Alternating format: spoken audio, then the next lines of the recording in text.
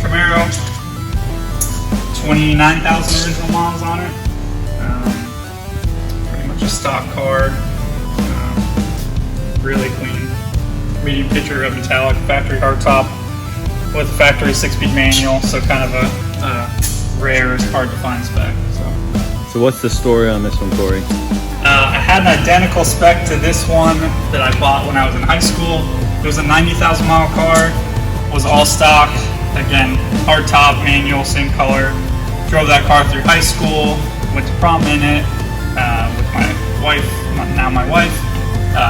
Drove it to college, and then just kind of didn't take care of it as well as I should have. Ended up, the car was parked outside for a long time, ended up getting rid of it, and then found this car as kind of a replacement, kind of, bring me back to the high school days. So